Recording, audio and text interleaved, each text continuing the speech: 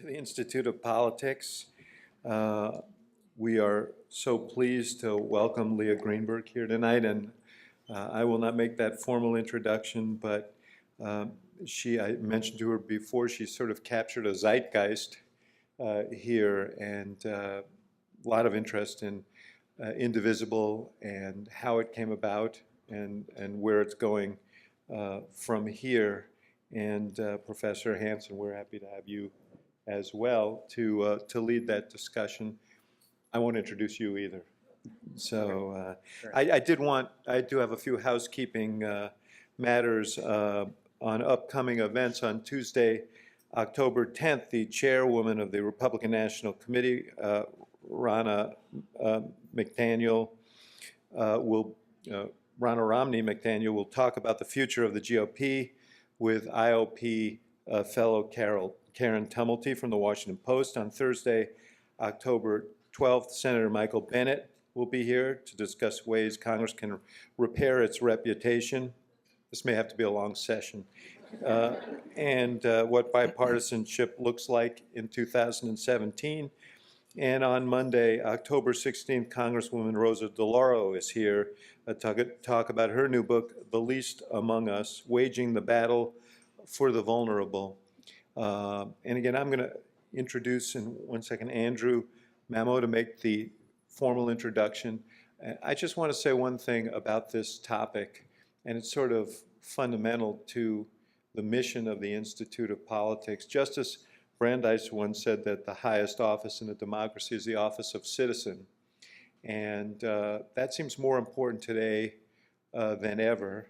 And Leah and her fellow organizers are proving that and demonstrating what the power of citizenry can produce in a democracy. So that's why we're especially happy to see you here today. Andrew Mamo is not just the introducer today, not just a third year in it's public policy, but you had a specific twist on it.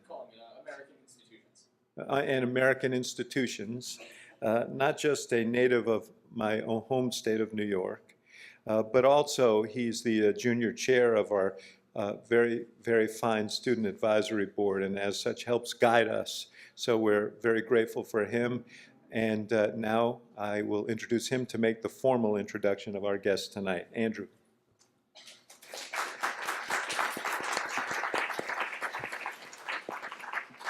Thank you, David. Thank you, everyone, for joining us this evening. It's my pleasure to introduce Leah Greenberg, co-author and chief strategy officer of Indivisible, a practical guide to resisting the Trump agenda. As a veteran congressional aide, Leah has seen just how effective organizing can be, and together with the Indivisible team has challenged her wisdom into the manual for the resistance in the Trump era. From its humble beginning as a Google Doc to its current iteration, Indivisible has taken the nation by storm. Today, more than 6,000 local groups are registered as Indivisible chapters, with an average of 13 per congressional district, with one in every single district in the country, red or blue.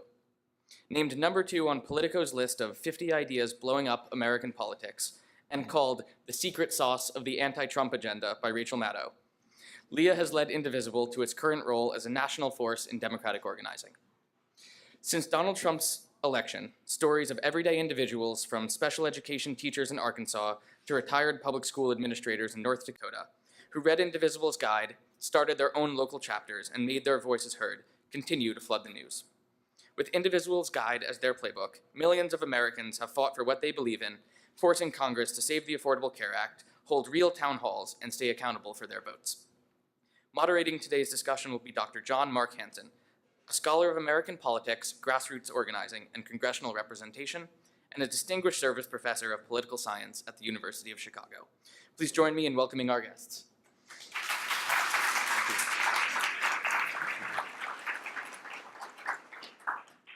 Well, thank you for being here. Thank you. I noticed that one of the people who got you started in all of this was one of our students here, Indi Gupta. Yes. He was in my class, 20 years ago, I suppose, something like that. So it's nice to see you back here, and I'm sure Indi's very excited about where this has gone as well. I thought I'd get you started with some softball questions. How's that? So Maybe you could just give us a kind of quick overview of the story about how Indivisible all got started and kind of what your hopes were and what happened from there. Absolutely, and thanks. It's great to be here with you all tonight. I like to start by just asking folks, if you, in the week or so after the election, if you got together with some friends or family or coworkers or whatever, and you just had a meeting and you said, I'm not sure what we're going to do, but we got to do something. Can you just raise your hand? All right, yeah, so my husband Ezra and I had one of those meetings too. We pulled together a bunch of our friends in DC progressive policy community. We weren't sure what we were going to do, but we felt like we needed to do something. And that was not a productive meeting. There was a lot of crying, and nobody came away with any answers. But we had this realization over the next few weeks, which was that those meetings were happening everywhere, all around the country. People who were already politically active and people who had not previously considered themselves politically active were coming together on Facebook, on social media, in community centers, in living rooms, all over the place. And they were saying, I don't know what we're going to do, but we got to do something. And they were trying to take action. And so we realized, we're both former congressional staffers. We had served during the early years of the Obama administration on Capitol Hill. And we thought we had some lessons to share from that time. And particularly, we realized we had some lessons from our experiences interacting with a group called the Tea Party. So the Tea Party was this large or sort of widespread movement of reaction to the Obama administration, locally led and organized, focused primarily on defensive congressional advocacy that did a lot of really powerful local advocacy that ultimately we ultimately reshaped for a lot of members of Congress what they considered politically possible. And for us, that was a really painful period. Interacting with the Tea Party was really hard and difficult. Their ideology was something that we deeply disagreed with. It was deeply racially influenced or racist, and it was occasionally violent. And they succeeded in blocking priorities that were really important to us as progressive Democratic staffers. But immediately after the election, we realized that there might be a lesson from that time, that a small group of people organizing locally could actually really have a powerful impact on their elected officials, and through that, they could have a powerful impact on the Trump agenda. So we thought our contribution would be to take those lessons and turn them into just a simple, practical guide to taking action. The guide was 23 pages long. It had quite a few typos, and the message was really simple. It was that nothing that Donald Trump does in the next 4 years is ultimately determined by Donald Trump. It's determined by whether your elected officials go along with Donald Trump or whether they rein him in, whether they advance his agenda or whether they work to stop it. And you, organizing locally, advocating in public, and demanding to be represented can actually have a really powerful impact on whether they think that's in their political self-interest to do. And so we basically went over some simple principles of how you organize and how you put pressure on your elected officials. We said, go to public events, go to their office, get the local media involved, talk about what they're actually doing, talk about whether you like that or whether it will hurt you, get attention on them, watch them like a hawk, and don't let up. This is all Civics 101. One of the funny things about the Politico's top ideas blowing up American politics, this is a civics textbook. We're talking about the basic principles of how to interact with your elected officials.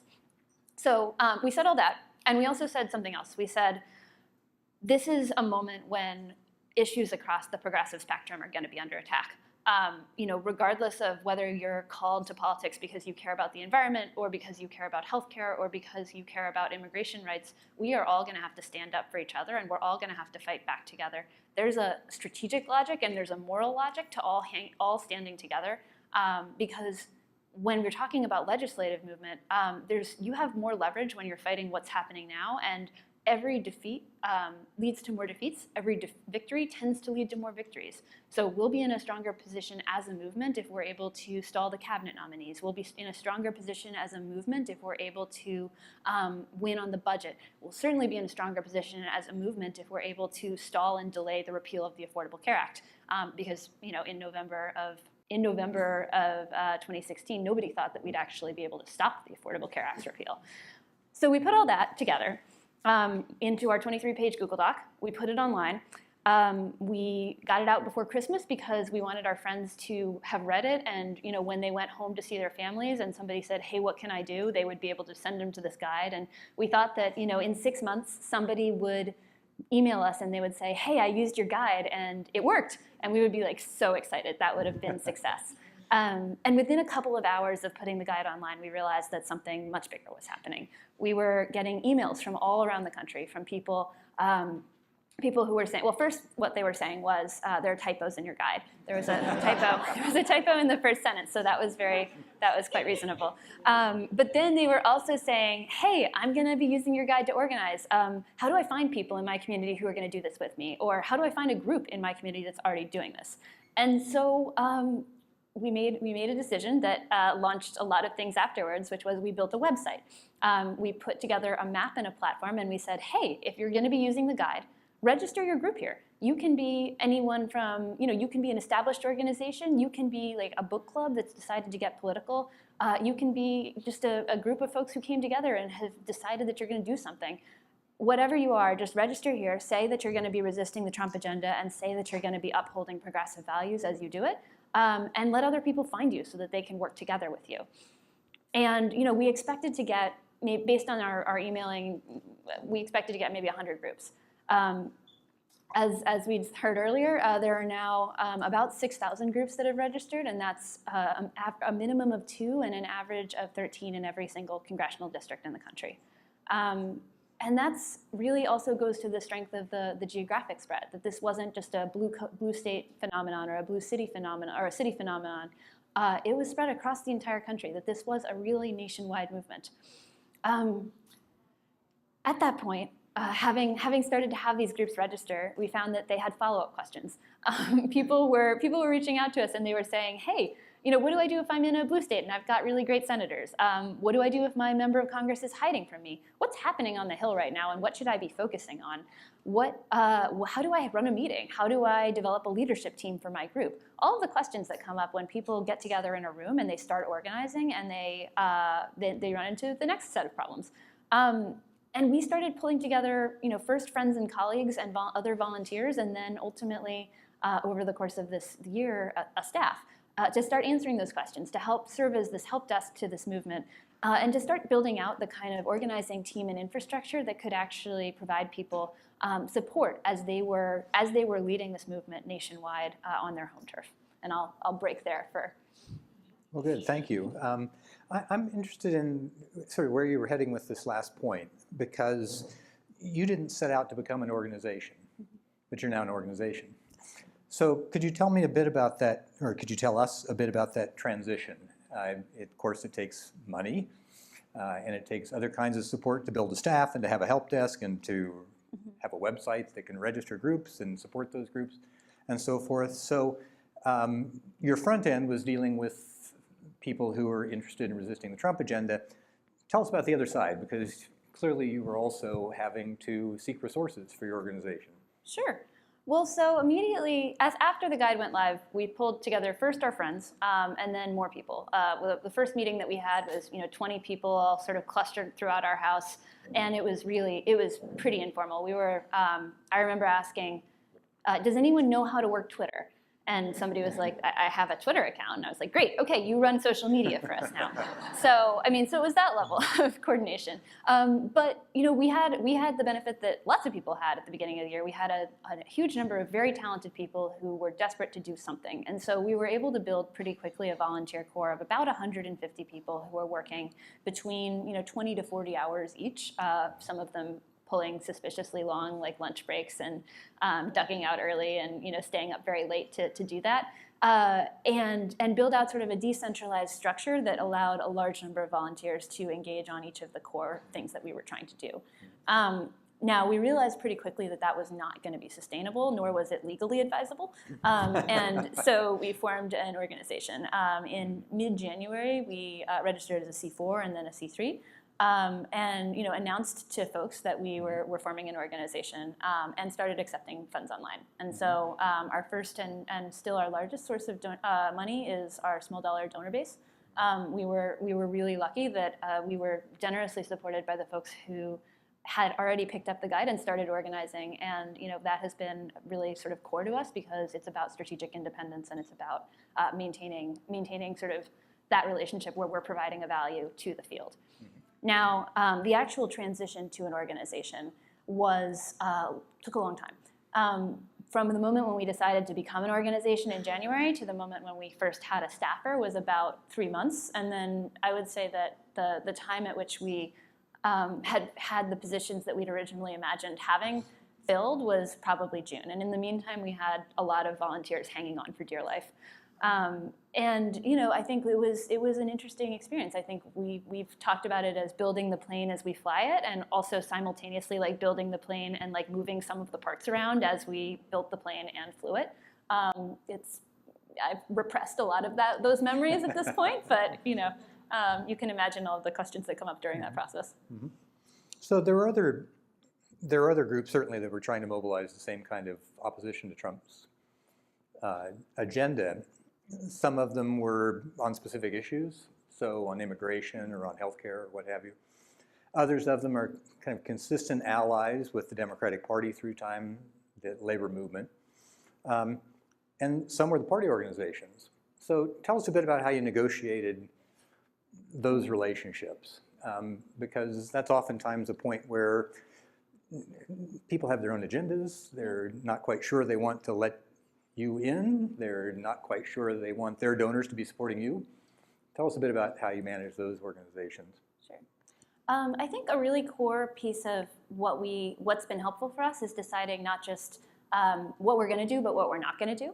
And that was really critical to sort of figuring that out for ourselves. So one of the things that we said early on is we're not going to be a think tank. We are not building, the internal team of like a million policy wonks who are going to tell you exactly what to do on any issue. We're going to partner with the people who are experts, the people who are leaders in all these fields, and we're going to sort of serve as a platform to get that expertise turned into something that's useful for activists around the country. And so a big part of our evolution was forming partnerships with organizations that were leading on issues from healthcare to immigration, just sort of reaching out to those folks, forming partnerships, giving them a platform, and trying to work together to articulate what was the strategy that we wanted activists to consider. Mm-hmm. Mm-hmm.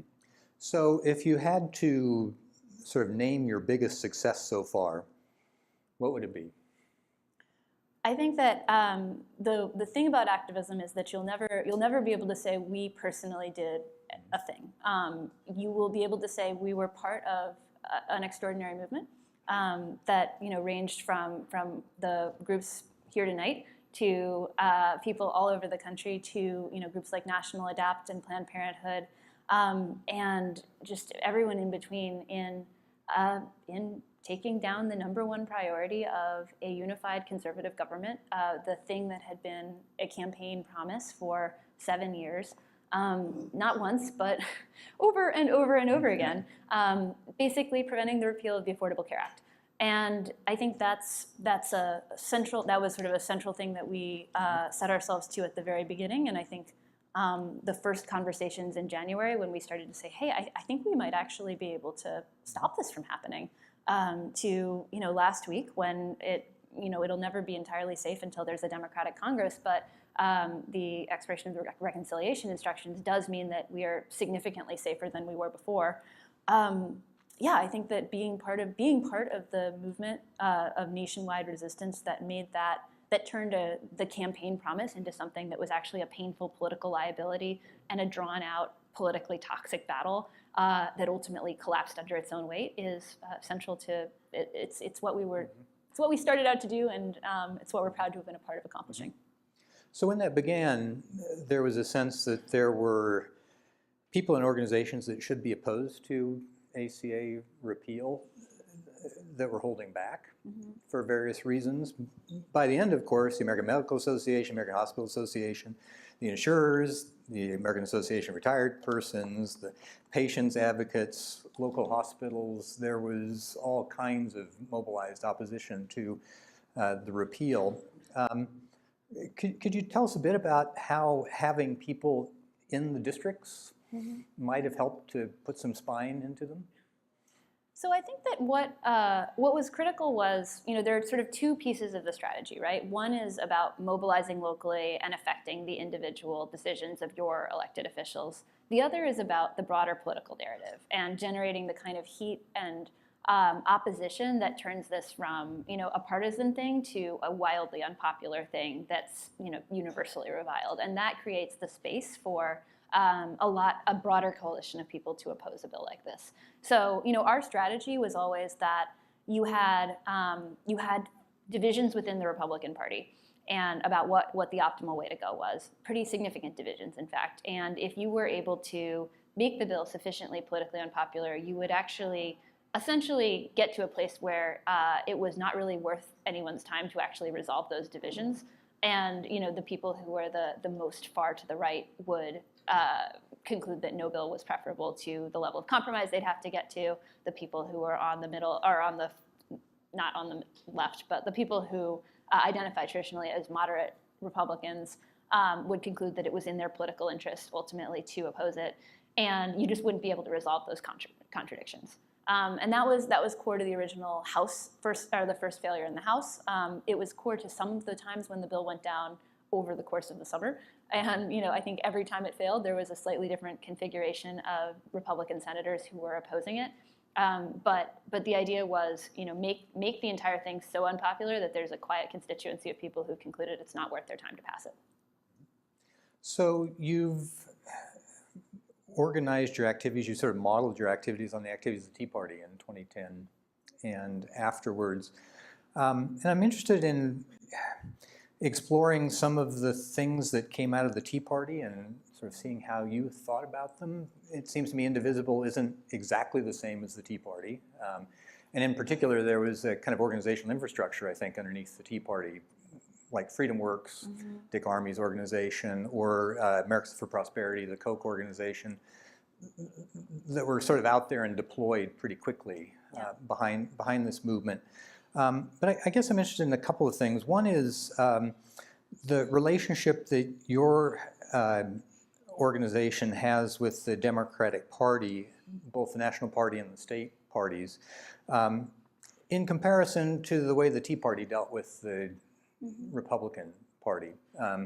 So in many ways, you could say that what the Tea Party succeeded in doing wasn't just in sort of mobilizing people to be in touch with their representatives and to communicate with their representatives in particular ways, but it actually hijacked the Republican Party. And so that sort of brings up the possibility that anytime there's an organization like yours, well, there are motivations that are perhaps not exactly in sync with the motivations and the interest of the political parties.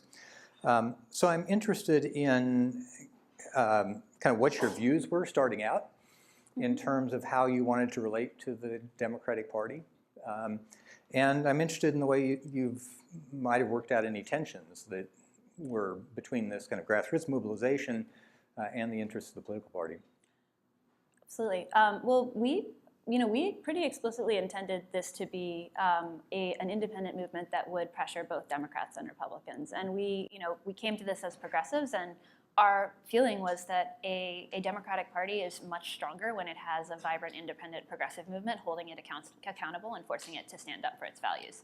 And in fact, I think part of our own motivation when we were writing the guide was concern that Democrats were making some pretty alarming noises about compromising on really core things, and that without external pressure, that might well happen. I was part of conversations in DC that were about, well, he won. We're gonna do a joint infrastructure compromise, and yeah, of course, the Affordable Care Act is going to be repealed, and and this was a moment when Trump surrogates were on TV talking about internment camps, and it was sort of like, are we having the same conversation? Why are they're talking about internment camps and you're talking about an infrastructure deal? That kind of conversation, I think that the role of constituents in that place is to say, hey, do you all understand what we're dealing with here? And it's a powerful one. In terms of sort of the longer term relationship, we continue to be independent. We support and applaud Democrats when they are upholding progressive values, and we reserve the right to talk about it when they're not. And what we've seen from the electoral side is that people, on the local level really make their own decisions about how to engage with the Democratic Party. And that reflects both the diversity of people who've come to the Indivisible umbrella and also the diversity of local Democratic parties and institutions. There's just an enormous variety of different kinds of folks who are leading at the local level, and it changes the calculations you make. So I would imagine that at some point over the course of this relationship, there might have been concerns that some of your local chapters, perhaps especially, were getting kind of close to the Sanders people or pretty close to the Warren people. Was that something that you encouraged, allowed, tried to head off? What was your approach to sort of dealing with these intra-party conflicts? So I think our fundamental approach is to talk about ideas rather than people and personalities. One of the things that we've seen that seems fairly common across a lot of Indivisible chapters is that there are chapters that sort of, probably more of the folks in them voted for Bernie. There are chapters that probably more of the folks in them voted for Hillary. But across the board, there are a lot of people who are just not interested in arguing about 2016 over and over again for the rest of our lives. And that's really good because, what we think is that what you want as a foundation going forward for future elections is to talk about what are the policies that we want to back, what's the vision for the future, what are we actually seeking to build together, as opposed to, what candidate is closest to my preferred candidate from a past election. So you've been going now for about 10 months or so. You've managed to harness a lot of passion and a lot of enthusiasm and a lot of outrage on the part of people at the grassroots. How do you think about keeping that going? It's always hard to keep that going, right? In the end, people may be passionate about something, but they have bills to pay, they have other things to do, and particularly with this current president, there's simple fatigue. I mean, there's an outrage every week. So how are you thinking about maintaining the movement, maintaining the enthusiasm, maintaining the commitment in a pretty challenging time, and in a way that is difficult to do even in the best of circumstances? So I think there are three ways I think about this question. One is agency, second is community, third is training. So the first thing I think burns people out is having a sense that this is happening and they're powerless. So a key part of this is, understanding and recognizing the wins along the way, understanding and recognizing that over the course of this time, people have actually genuinely made an impact. It can't stop all of the damage that's happening. This is a determined administration full of really dangerous people, and they're actively working to undermine a lot of the things that make us safe. And anyways, it's bad. But that said, there have been major successes. If we had told someone in November of 2016 that this is where we would be on the legislative front, that would be a shock to them. So I think a big part of it is helping people recognize that their action has an impact. The second piece is community. I think that it's easy to feel burnt out when you're not part of something, when you don't feel like you're part of something bigger than yourself. And having places that are in person where you're building relationships and you're working together is like a really critical part of how you actually keep that feeling and keep that momentum going. We think that we didn't really intend this when we wrote the guide. We were saying, form a group in order to pressure your elected officials, but groups that formed became community platforms, and they allowed people to meet each other and form relationships and respond in a way that was together rather than sitting at your desk and signing a petition. And that was really meaningful, and I think that holding on to that sense of community is key. Mm-hmm. And the third is training. So I think a lot of folks got active who did not necessarily have a background in activism or organizing. And the things that burn people out a lot of times are not the sheer number of horrible things. It's bad volunteer management. It's like a meeting that you went to that the agenda dragged on, and like one guy was dominating it the entire time, and like nobody really knew. And then you didn't go back, right? So it's things that nuts and bolts organizing training can actually help a lot with when you're thinking about how do you make new people come in and feel engaged? How do you make people feel valued? How do you move people up the ladder of leadership development? all of that work is actually really core to keeping people engaged because it goes to their sense of agency and it goes to the communities they create. Mm-hmm. One last thing, Please, I have one more. I think the other thing is just not dismissing or sweeping under the rug in any way the real and personal impacts of the administration on people who are organizing, for our own staff, for the people that we're in communities with, and giving people accepting that people, understanding and welcoming that people bring the whole of their self to the movement, and really celebrating the leadership of the people who are most affected, and trying to understand, sort of recognizing that we need to be in that, we need to be behind them. Mm-hmm. So this in some sense kind of takes us backwards, but I'm kind of curious. One of the other kind of successful grassroots movement was the Obama campaign itself, which was very skillful in its use of social media, very skillful in vacuuming up the contact information for people and keeping people informed and the like. To what extent were you able to leverage some of the work that the Obama campaign had done? We've not done a great job of vacuuming up the contact information for everyone. I think that we, in a lot of ways, the model that we're looking at, which is local community-based action groups that are really fairly locally led and setting their own agenda, is actually fairly similar to some of the iterations of OFA. I think that we don't have an Obama right now leading the movement. We have sort of the harmonious chorus of thousands of people doing their own thing, and we sort of have to have the opposite of that kind of one singular brand, and we have to brand it as something that's big and different in different places, and that's great. So finally, I'd like to look ahead a bit. You've advised people to adopt a defensive strategy. Mm-hmm.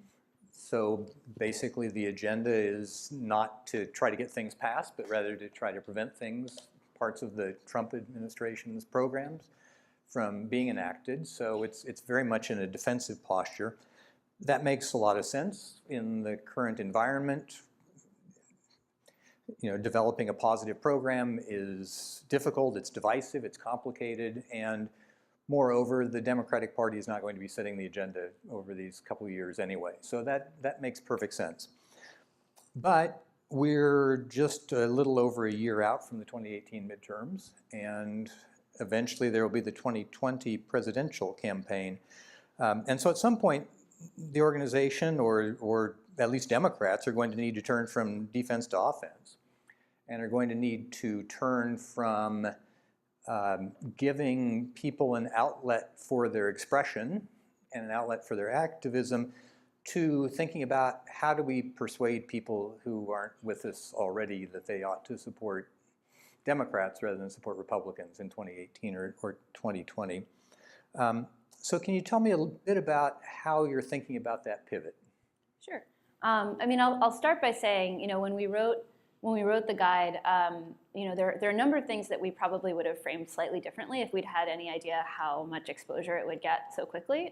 We would have first fixed the typos, and then we would have also, we wouldn't have said nobody, wouldn't have wanted the interpretation to be that nobody should have a positive agenda, or that you should never pivot to having a positive agenda. What we meant was, it's not your job when you're advocating against the repeal of the Affordable Care Act to have all agreed on exactly what the perfect alternate healthcare system is or how to fix the Affordable Care Act. You can go in as a constituent and you have power to say, hey, don't repeal this, it will hurt me. And you don't need to be a policy expert, and you don't need to have unique 100% alignment among your group about what should come next. We recognize that that's a strategy for the first 6 months. It's a strategy for the first year. It's not a strategy for forever. And if you don't have the conversation about what's the positive vision, what are the things you're going to stand for, what are the things you're going to prioritize, then you are more likely to default to the conversation about different personalities or arguments that are less healthy. So it's actually a transition that we are seeking to make ourselves, and we're trying to figure out how we do that, from the Indivisible perspective in a way that's not the folks who are in DC going into a room and coming up with some stuff that we think that we stand for, but it's actually a participatory process that brings in the breadth of folks who have been organizing under the Indivisible frame and umbrella around the country, and really sort of takes advantage of that wealth of wisdom to articulate a set of values and principles that we do stand for. And then, I think that it's the million-dollar question that everybody in the progressive infrastructure faces. How do you articulate a vision that's more than the sum of its parts? If anybody wants to sort of offer their definition of like what does it mean to be a progressive, like let me know, because that's it's hard. It's hard to say in one sentence the meaningful the thing that makes people's hearts beat faster about being a progressive. People are struggling with that across the board, and we have to confront that head on. So it seems to me that the Tea Party certainly did extraordinary work in getting people mobilized to oppose the Affordable Care Act. Of course, they didn't manage to stop the Affordable Care Act, but they certainly, in reaction to that, managed to gum up the works for the rest of the Obama agenda. But the other thing that they did very, very well was to recruit people to run for office, to support them when they run for office, to give them a sense that they could actually win a primary. Tell me a bit about, those are decisions that are now shaping up. We're a year out from the campaign, so in particular, a lot of people are beginning to make candidacy decisions, whether they're going to be in or out. To what extent have you been involved in trying to recruit candidates, trying to identify candidates, trying to encourage candidates? So what has been the Indivisible role in that? So our first and most immediate role was trying to respond to all the candidates who were coming to us, especially folks who were coming out of the Indivisible movement, from the local level to the state level, people who got started advocating to their elected officials, and then they were like, this is not that complicated and I could do it, and started running for office themselves. And excitingly, that's overwhelmingly a wave of women who are running. That's been, because we're a 501c3 and C4, we're not currently structured in a way where we coordinate with candidates, and so that has not been something that we do. Our focus is trying to get folks to pipelines or to other resources that they can take advantage of as they're running. That said, I think that what we recognize is that people will need to think about how they engage in primaries and in elections across the country relatively soon. And what we want to do is provide folks with tools and resources for how to have that conversation and how to decide whether they want to get involved in primaries, and how to do that in a way that's inclusive and transparent and gives people a frame for having those conversations in a healthy way. Because primaries, most people are okay if you get involved in a primary and your candidate doesn't win. People don't tend to feel okay if they don't feel like they were heard in that process. So just out of curiosity, who do you hand such people off to? So we basically refer them to the wealth of progressive pipeline organizations that have been in existence for forever. So Emily's List, Emerge, Run for Something, which is a newer organization. There's a lot of great organizations that do candidate recruitment and development. Good, thank you. So I think we're to the point now where we'll open things up for some questions, and we have someone ready to go. Hi, my name is Matt Enlow, and I'm a third-year student here at the law school. So it would be remiss if I didn't mention that Gill v. Whitford had oral arguments in front of the Supreme Court today. It's the case about gerrymandering, for those who aren't familiar. And our own Nicholas Stephanopoulos came up with the formula to calculate the efficiency gap. And it seems like Kennedy might be on our side, so we might finally see an end to partisan gerrymandering. But still, I worry, because we felt that way in November, and here we are. And you haven't talked about gerrymandering today. We had a brief chat with David Axelrod at the law school today where he mentioned it. I'd love to hear what you have to say about tackling elections, especially governorships, given that gerrymandering is coming up again for a lot of states, and that will define, I think, national politics for the next era. I think that gerrymandering goes in sort of a broader category of places where the rules have been rigged. They've been rigged in ways that are designed to disenfranchise Democratic voters, but particularly voters of color and low-income voters. And the first and foremost way to fix it, which is super unsatisfying, is to actually win some elections and be able to start to balance the rules back towards a meaningful representative democracy. I think it would be great if the court case goes our way. I think our own strategy is, looking at the places where there are pivotal governorships, where control of the legislature is potentially in play for 2018, for 2020, thinking about, where are those places that have added potential to, balance the maps back to a nonpartisan world. Great, thank you. Hello, thank you very much for coming today. My name is Ronan Shatsky. I'm a second-year student in the college, and my question is, how big do you want your tent to be? What kind of people are you looking to be in your organization? Do you think it's important that they satisfy some kind of checklist of progressive beliefs, or is all that really matters their opposition to some element of Trump's agenda? That's an interesting question. So we basically, in order to register a group, we say, you have to promise to uphold progressive values. We haven't articulated a checklist, and we haven't articulated any kind of sort of litmus test around what exactly that would be. Right now there's sort of a know it when I see it kind of approach to some of the things. So, if a group were to register with us and they were advocating in a way that was not inclusive, in a way that was discriminatory, that would be a very clear example that they're not part of the Indivisible umbrella. That said, there's significant ideological diversity on some issues within the movement, and I think that's good, because I think that it creates a place where people can actually have conversations and talk to people who may have differences of opinions and actually in their own positions evolve. So I think that's overall a healthy thing. The other thing is there's sort of how inclusive is any individual group of different political opinions, and then there's the fact that you can always start your own group. So there's a sort of radically if you're not satisfied with your options, then you can register your own group. Excellent. If I may ask a specific follow-up. So there's a group, I don't remember their name, I don't remember exactly who they were, but they were actually a pro-life group that wanted to participate as themselves in the Women's March, and they were not allowed to. In that particular situation, what is your opinion on that? That's a great question. I think that goes to, for us, that would go to a fairly fundamental question about it's a question about women's rights and women's control of their bodies. And so, in the same way that we would react to a group that was, actively advocating for anti-LGBT policies or something, then I think we would want to know, are they advocating for pro-life policies in a way that has negative impacts on women? Then, that is a problem and a violation of progressive values. Thank you. Hi, thanks for coming today. So you've made a lot of progress with Indivisible on mobilizing progressives around shared values and getting people involved in the political process.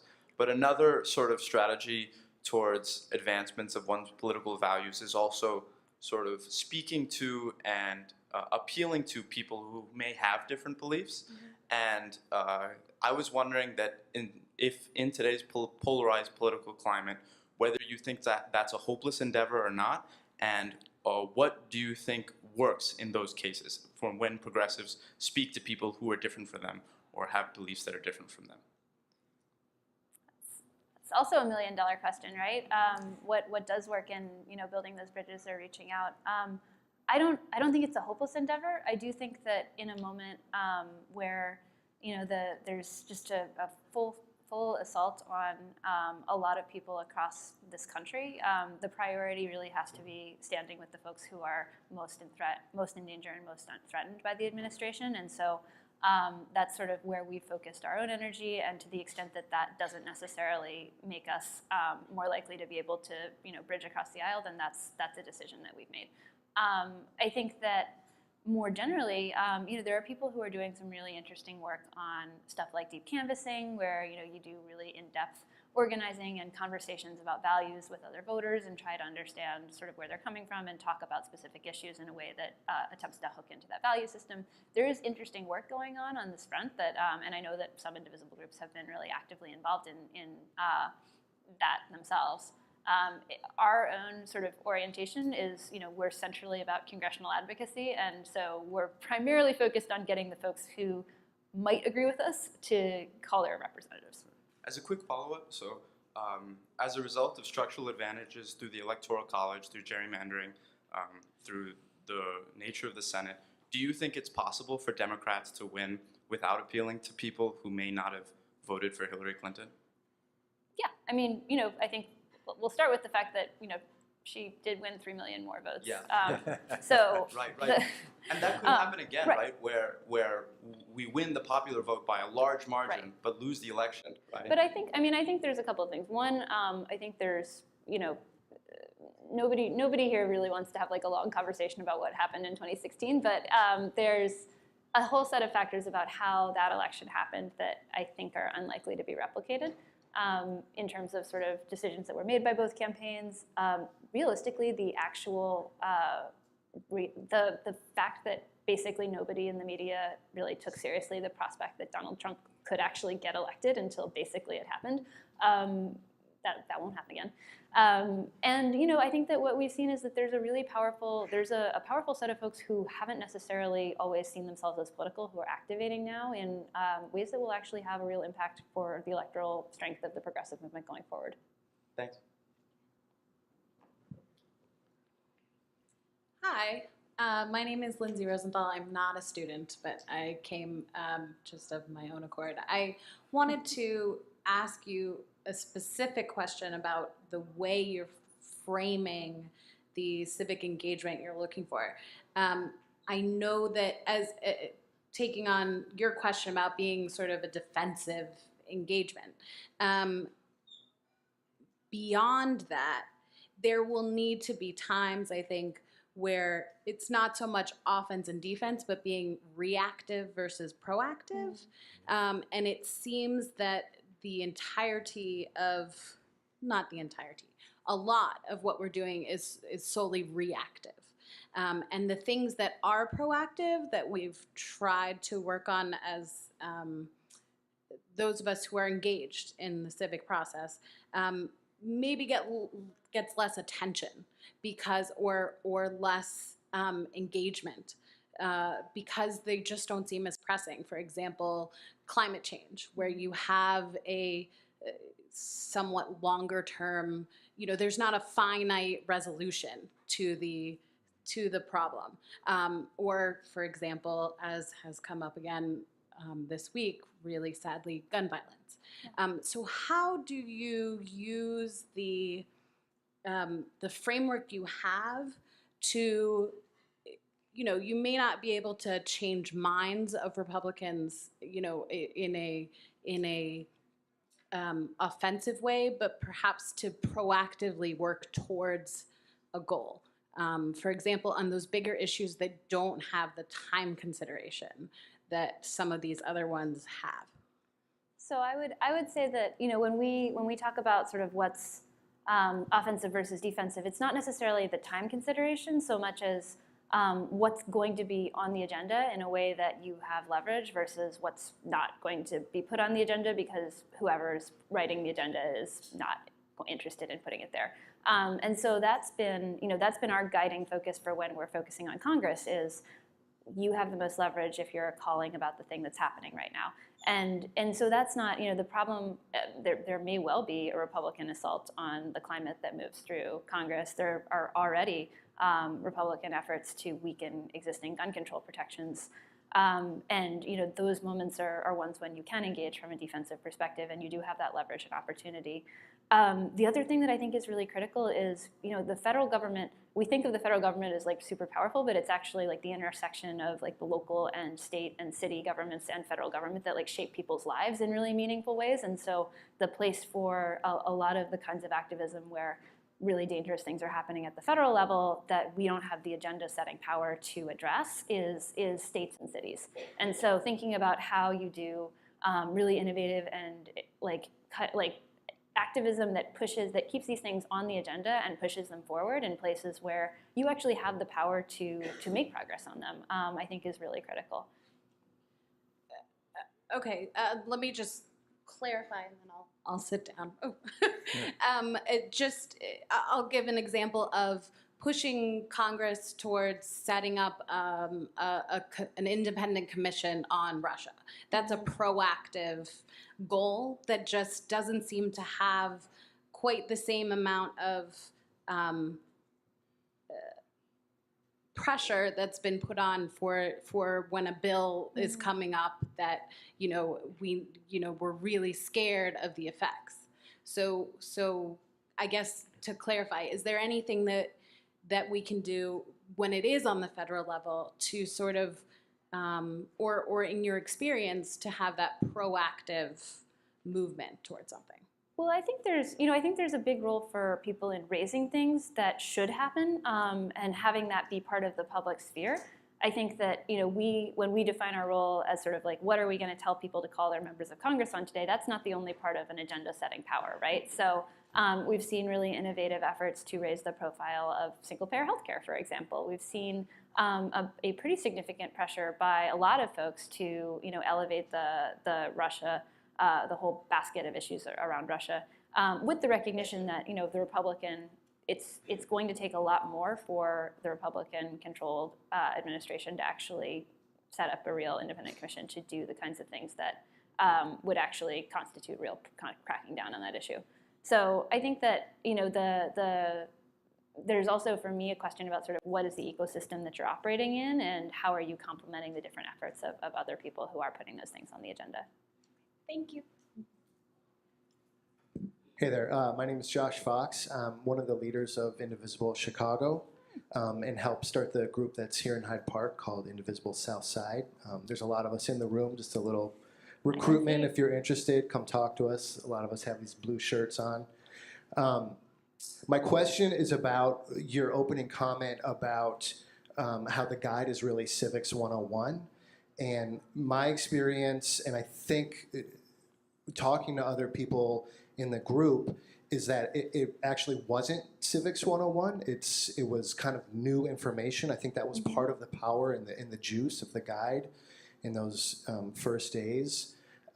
So I'm really curious if Indivisible National has had any conversations with educators about trying to improve the way we teach civics in this country as a whole, and maybe the idea that the guide could be something that's curriculum for people who are high school students, for example. That's a great question. Actually, we've heard from a couple of people who are like using it as part of their curriculum, both sort of at the college level and the high school level, and we've had it's been reproduced in a couple of anthologies at this point, but we don't have any organized effort to do that. That's a really helpful comment to make. I think that one reflection that I would have is it's maybe Civics 101 plus some power analysis. So thinking that we tend to teach civics as like the sort of just how government works, as opposed to how government works and like the incentives behind how government works. So that's a helpful reflection. Maybe we should do that. Hey, I'm Doug Bishop. I'm one of the co-leaders of Indivisible Chicago Southside. And I want to ask you a little bit more about what the role of Indivisible should be in midterm elections. I think a lot of us are feeling like as the elections get closer, we want to put more and more of our efforts into flipping seats and supporting candidates.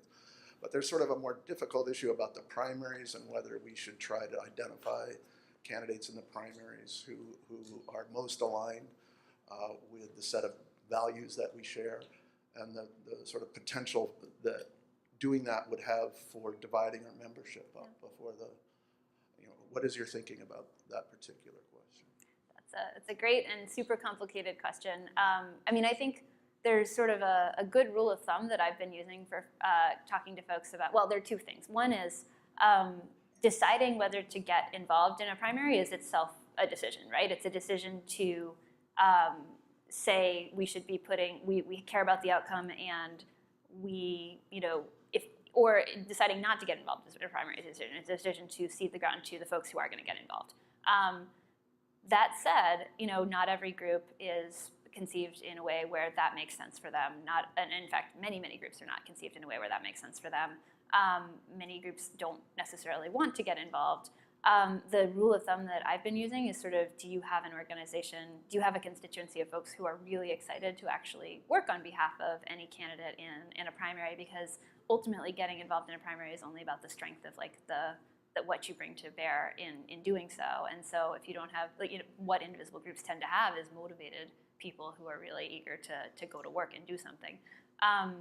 If that's not where you are, then there's a sort of simple answer. I think that it's a really complicated conversation, and for us, our goal is mostly to provide people with resources for having those conversations and making those decisions on their own turf, with the recognition that we won't know what the right candidate is in any given situation, but folks are best positioned to do the research, interact with the candidates, decide whether it makes sense, and decide whether that's sort of a lever of power that they want to exercise. Okay. And just to beg the indulgence of the Institute for a second, one of the things that we're doing is we have a gubernatorial candidate town hall series going on. We've heard from Daniel Biss and J.B. Pritzker already, and we're going to hear from Amaya Pawar on October 23rd. So thanks. Hello, I'm Eduardo. I'm a first-year grad student at the Graham School. And I had a question, not to undermine the importance of local politics, but what advice would you give to those of us who also woke up in November going, we have to do something, but we're members of the territories and we have non-voting representation at the national level. What advice would you give to those of us who feel essentially powerless in trying to sort of stand up to the Trump agenda and to everything that's going on? So, I mean, I think that, if not being able to vote is not sort of the central thing, like there's just an enormous number of things that you can do that are powerful and about your time and commitment and organizing effort that are still opportunities. I also, I think that there's just a whole range of different ways to get involved, right? We have, what we're doing is sort of specifically targeted at the federal level. There's everything from the local level organizing to like other efforts to sort of push back toward the society that we want to build, that are options if you're not sort of interested in doing political organizing. Thank you. This will be our last question. You mentioned at several points the benefits of conversation, both initially when you were thinking about things and organizing, and then later on as interest grew and more local groups. I'm wondering what your thoughts are in terms of getting some of those same benefits for larger numbers of people, and when the conversations aren't necessarily geographically concentrated, where you have people all over, how you could encourage and accrue some of those benefits of conversation in the bigger sense. I'm sorry, could you just clarify? In the larger sense, when there are more people and when the people involved in the conversation are more geographically dispersed? That's a great question. I mean, I think that there's really not a substitute from our experience for one-on-one conversations. That's been sort of a core. There's not a substitute for getting people in the same room together and having them form relationships. That's a really core basis for a lot of the conversations that then happen at that point. I would love to have the kind of social media and social networks where you're able to facilitate really meaningful, thoughtful debates across distances. I don't know how many of you have had that experience with Facebook. I certainly have not. So yeah, I wish I had better answers. Okay, thank you so much everyone for coming out tonight. Join me in thanking Ms. Greenberg and Professor Hansen.